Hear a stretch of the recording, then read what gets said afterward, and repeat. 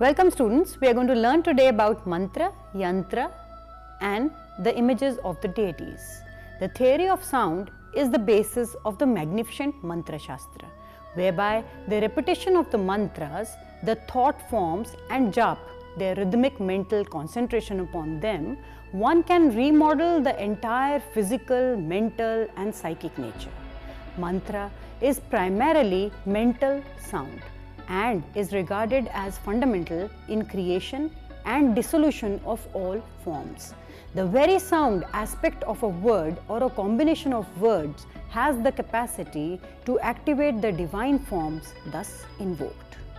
A mantra exerts its power not so much through expressing the meaning as we understand it, but more deeply through the sound vibrations. The power of the mantra consists in the effect of its pattern of sound waves. Under vibrations, small particles of matter, as one can prove by experiment, group themselves into definite geometrical patterns and figures corresponding exactly to the quality, strength and rhythm of the sounds. The physical sound patterns produced by mantras are capable of coming with sympathetic vibrations with sound patterns which constitute physical phenomena. The mathematical zero discovered in yogic process was born out of reduction.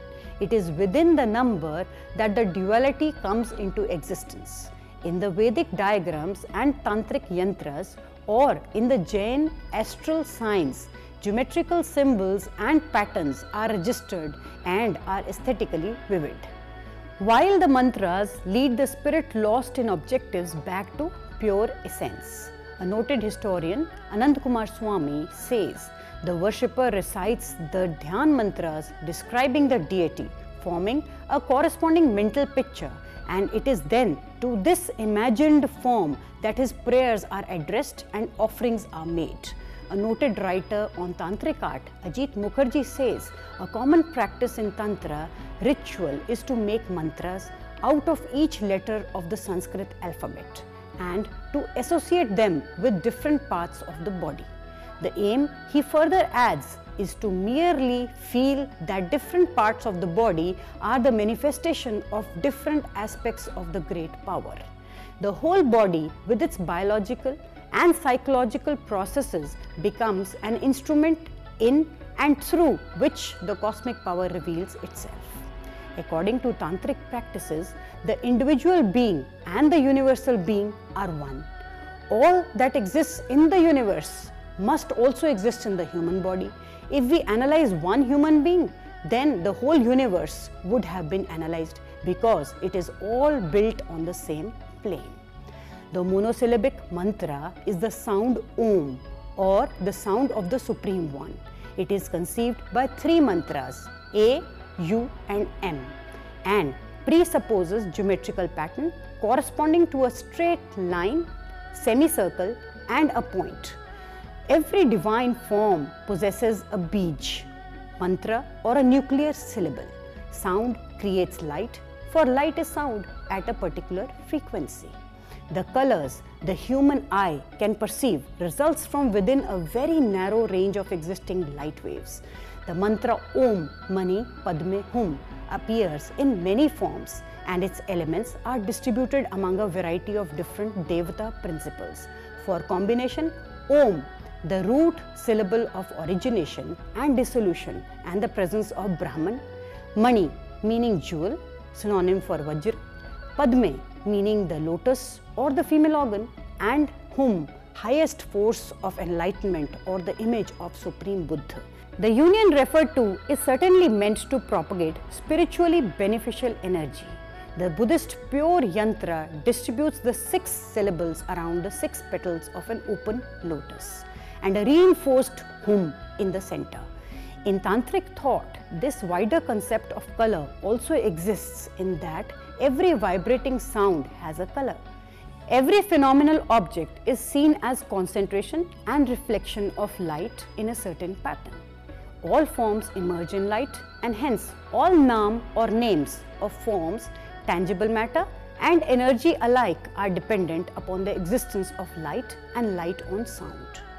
Every color has its sound and every sound has its form and color. All mantras have their corresponding colors and forms. When the mantra is pronounced correctly, its corresponding form begins to manifest itself, the quality of manifestation depending upon the nature and intensity of the pronunciation.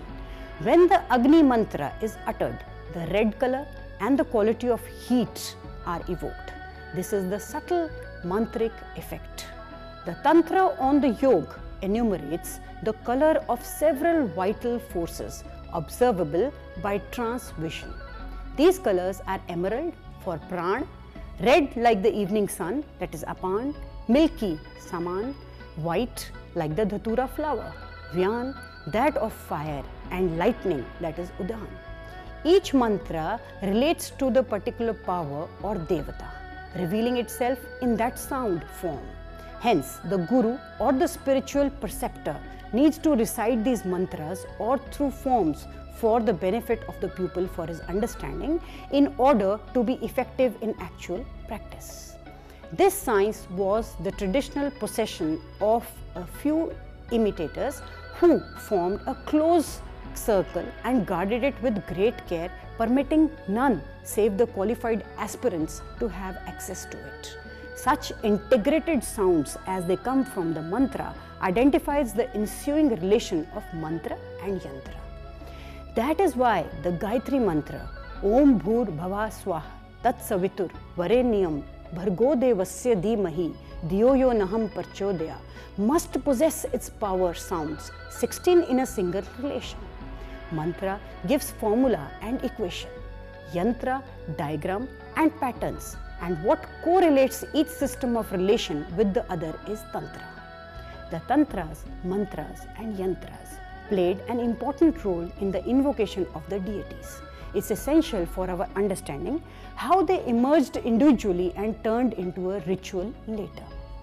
The love of the devotee for the divine is comparable to the love between man and woman. The science of love also claimed a divine origin as it had sprung from the shoulders of the Devi. She is Sarvagya, meaning all learning, and Shastramai, having the knowledge of holy books. The Brahma Puran records from her breath came the Vedas, from the tip of her throat, Mimamsa, and from the bottom of her throat are the 64 sciences. From the rest of her limbs, all other tantras, and from her shoulders, the science of her love. The celebrated Kam Sutra of Vatsayan is a fairly elaborate work that emphasizes the scriptures and myths. Yantra. Let's understand what is the meaning of yantra. As mantra is a nucleus of sound by means of which cosmic bodily forces are concentrated into a ritual, so yantra is a nucleus of visible and the knowable, a linked diagram of lines by means of which visualized energies are concentrated. Mantra and yantra both complement each other and are used in conjunction. A yantra may look at first sight like an abstract design. To use yantra, a continuous meditative dialect in which content and concentration drive each other to a higher pitch of intensity. Tantra knows and has used reductive methods, optical effects. Yantras may be made of many different materials. The human body itself is called the best of yantras, but artistic yantras may be made with colored pastes or powders on the floor in front of the seated sadhak. They may be drawn or painted on the paper, either to be kept permanently or to be reused or made for the occasion. They may be made out of rock crystals, which has a symbolism of its own. Its clear substance can be shaped so as to focus light at its apex. Diagrammatic yantras are usually centered on a single point, the point upon which the meditative concentration can gradually gather and fix itself. Yantras are also icons, subtle bodies of the Devatas, bodies from which the gross physical resemblance has been eliminated in favor of the higher energies. The mantra, when recited by the devotee, enables the yantra to generate such power that actual presence of the Devata is realized, thereby is losing the physical nature therein. Yantra is essentially a geometrical composition. Yantra represents particular force whose power and energy increases in proportion to the abstraction and precision of the diagram. Through such yantras or power diagrams, creation and control of ideas and physical forces are supposed to be possible.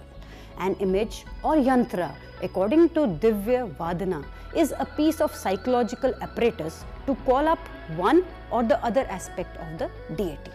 It would be interesting to note here that the ground plan of certain temples in India themselves are yantras, as they perform the ritual of the human body. The body of the temple is constructed as if the devotee is entering through the limbs and traces his path from head of the heart or the Garbhagriha, where the principal deity resides. The dynamic graph on the diagram on the forces by which anything can be represented is called yantra. It is not an arbitrary invention but a revealed image of an aspect of cosmic structure. The linear yantra, says Ajit Mukherjee, a noted authority on tantric art, is composed of simple geometrical figures of line, triangle, rectangle, circle, etc. They enclose the mantra syllables, which when properly grouped will cause partial aspects of a definite image to merge or germinate. Hence, they are called bij, shar or germinal syllables. Rekha or line is the actual process of drawing the yantra. Its corners and angles fix the number and the order of the nuclear syllables, which it contains hidden within. It is the key to the unfolding of the visionary images. It is the guiding principle for all the ritual achievement. Study of the yantra diagrams will show that each primary geometrical figure can be induced to provide a series of linear and special proportions. From the geometrical permutations, we obtain certain related series of lines. The circle, the square, the equilateral triangle, as well as hexagonal and pentagon do not allow the vital departure from static equilibrium that is necessary to emergence of emanated form. There is an intricate relationship of one line to the other, as it forms the part of the scalene triangle and isosceles triangle. Each geometrical form and consequently form within a form will relate to one another. From the permutations of the Shri Yantra and pentagon, especially in these primary relations to circle and square, we can derive the actual proportion series that govern the relationship of the notes which the musical scales. Derivation of raga and raginis within them can determine the scale and the note, being the secret of Shri Yantra and its corresponding mantras. Yantra and musical modes of the raga system are inherently related through their mathematically proportional foundations. Thus, the yantra diagram of apparently static lines with mental application vibrates in perfect relationship like a friendly tuned musical instrument. The ragas have thus very special spheres of motion attributed to them. The yantra form is constructed to induce, bear and convey a particular pattern of thoughts and forces. To get into that form is to get into that thought and realize the impact of that force which the form creates. We find a basic rag form in each of the 5 plane figures, each having the shabd or stress in dual Shiv-Shakti relations of mutual interpretation. Circle and a square, square and a rectangle, equilateral triangle or circle, also triangle or square, ellipse or an egg form, trapezoid, diamonds, etc. The proportional scheme which is given visual definition in the raga is the key to relationship between the metaphysics of sound.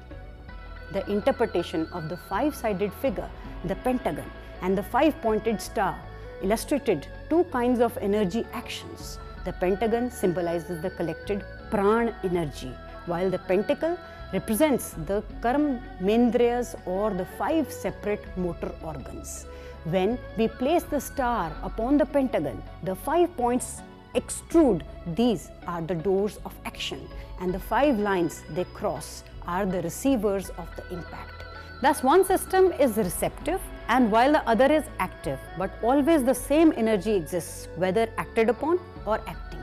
The five-pointed star, Panchakona, has a remarkable series of evolved stars, each range being capable of development to infinity, whether drawn within the original star or drawn externally. The evolved series possess subtle musical quality since they are parallel to certain rhythms of energy practices from which elements are constructed. By this inherent power, mantra, yantra may be said to build form, conserve or dissolve it. For example, if we notice the ceilings of Dilwara temple at Mount Abu and the geometrical pattern followed there, consider Meenakshi temple in Madura. The hexagonal balance of forces is related to the crystalline structures of ice and snow. The pentagonal tends to predominate in plant form but is pulled by external spiral force into non-equilibrium and produces forms of vital three-dimensional complexity. In Yantra, and the spheroid breaks into separate units, each with its own center. The spheroids stand for the world egg, the duality of Purush, man, and Prakriti, nature. Certain of the diagrams take a more philosophical view of the cosmos. It appears as a flower calyx, a world tree, or sanction through the layered tube, the section that we are saying.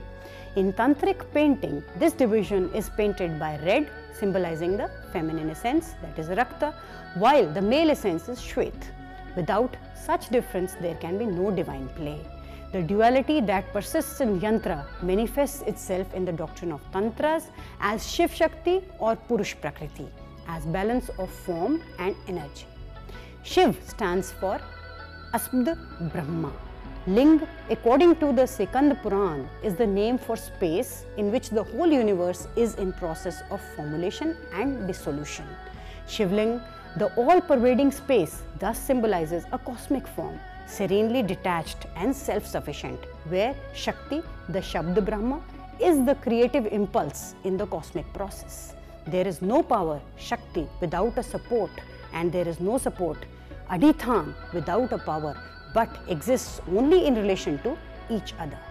In this way, Shiv is identified with his own power, that is Shakti, and this power in him is Shiv. All movement has its origin and consummation in a bindu, or a point, limit. The invisible central point of a yantra, which has the existence but no magnitude, proceeds from the feminine power of a bindu. All creation, according to Tantra, is produced by a focal tension, which is the center of every creature. Bindu carries in itself the seeds of its future and its multiple potentialities, symbolically represented by the white and red points. Creation and destruction are the very essence of every existence. It is the ultimate point of power beyond which a thing or energy cannot be contracted or condensed. Bindu contains within itself two pulses, 0 and infinity, and carries within it the beginning and the end, or within and without, the male and the female.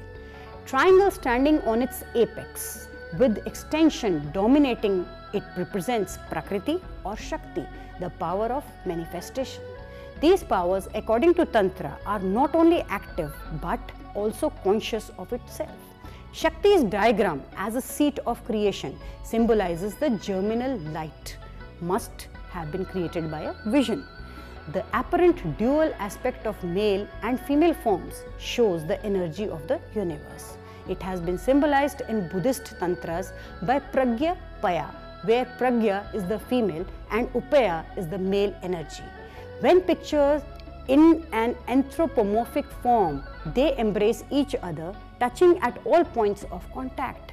This shows a total revolution of opposite forces as the two become essentially one. According to Tantra, the ultimate truth is the union of Prakriti and Purush. Shiva represents pure consciousness, which is inactive, and the static aspect of ultimate reality, while Shakti represents the whole world force. When opposites unite, the lack of balance, the tensions, and from which all things are born are removed, and pleasure is experienced.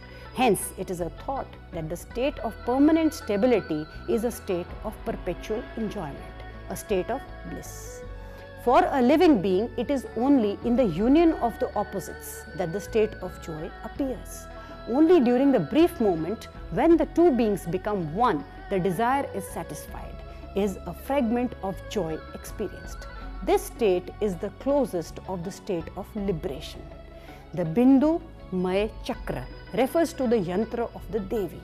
Each goddess has a defined Tantra, Yantra and Mantra along with a ritual to be followed in order to be worshipped. The highest Yantra would belong to the Devi, who is at the highest level in hierarchy. Images of deities is what we need to see how ladies or women or deities are being worshipped. In Tantra Tattva, there is described the ideal condition.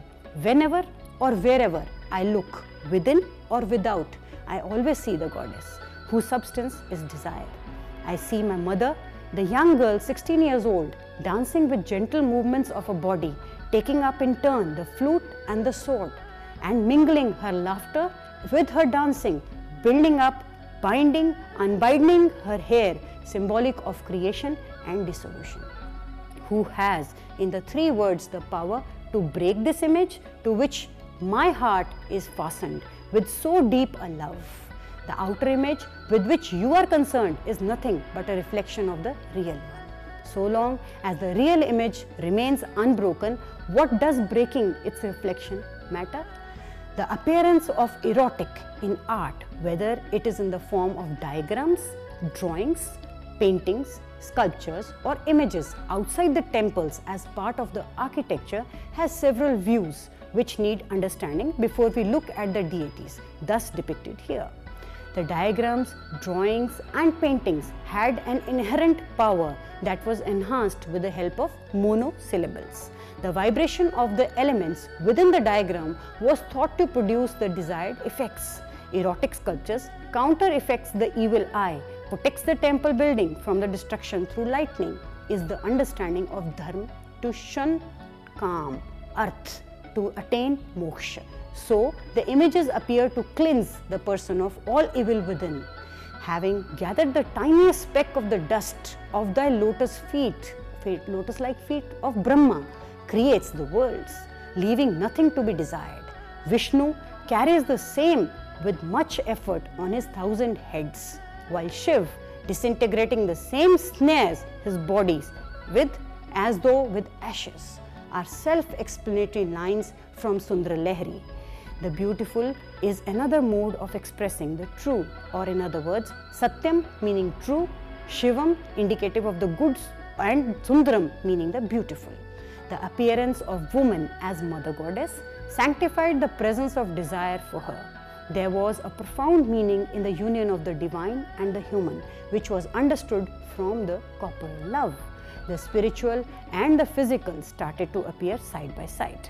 The society accepted it as it was related to the concept of creativity and progeny that brought the realities of life close and acceptable to the human mind. Woman was worshipped as Devi. The images that appeared were of Devi, Mahadevi, Tripura Sundari, Lalita, etc. The true gods Brahma, Vishnu and Mahesh found their consorts being worshipped as Mother, Goddess Lakshmi, Bhudevi, Parvati, Tripura Sundari, etc. They were worshipped for boons of different kinds. Devi was considered the mother of all Vedas, the regulator of all dharmas and the root of all wealth and blessings. Woman is considered the primordial Shakti who excels all and who in her eternal limitless nature of bliss is the seed, the beach, that is the cause of all moving and motionless things, which are to be, and is the pure mirror in which Shiv experiences himself. Devi Tripura Sundari abides in the Bindu Machakra. She is seated in the lap of Kameshwar. She holds in her hand the noose and the gourd, the sugarcane bough and the 5 flowery arrows. She is red like the rising sun. The moon and the sun and the fire are like her 3 eyes. The Sri Yantra belongs to the Devi Lalita. The red dot in the center of the chakra is the seat of Devi Lalita. She is red and color is indicative of passion or rag. On the awakening of desire, the lady manifests herself in the form of creation. The first triangle symbol of Yoni stands for the Devi Kameshwari's union with Kameshwar, that is for Kam Kala. The rest of the yantra is Kam Kala Vilas. It is the emanation of Kam Kala, that is the supreme triangle formed of the Bindu Visarg of Prakash, Vimarsh and of Shiv Shakti. The Devi holds absorbed in her all the 36 tattvas until rest is disturbed by the desire to create. Gandharv Tantra speaks of three aspects of Kam Kala. One, the sthul or gross aspect, where she is meditated upon outside of the sadhak. Second, when she is the Devi Kundalini, like a luminous flash of lightning extended from the Mooldhara through the 6 centers to the Brahma Adhar. She is to be meditated upon as half of Ha in the lotus of 1,000 petals. The third aspect is called Mantra Tanu, also Traimai, as existing in everything. Samved in her face, Rigved and Yajus are her 2 breasts, and Atharvaved is the Hardikala. The Kam Kala is the one highest Brahman. The Tantra, Raj Tantra, speaks of one Bindu as the state of Lay, 2 Bindus as the state of creation, and 3 Bindus as the state of continuance. In conclusion, students, it would be understood here the term Kalptaru refers to the very tree of fulfillment. She is the personification of desire. She grants and gratifies all desires and delights in making her worshippers happy. The concept of taking the body as an instrument of pleasure was overcome by giving respect to the woman and considering her as Shakti. She is her embrace that even the highest of gods must seek and find their life, joy and salvation. This was the cult of desire and worship of not alone the flesh but also of the physical desire. The mantras and yantras help through sound and diagrams to release particular forces of the mind to give liberation to one who evokes the chanting and produces physiological diagrams. Thank you.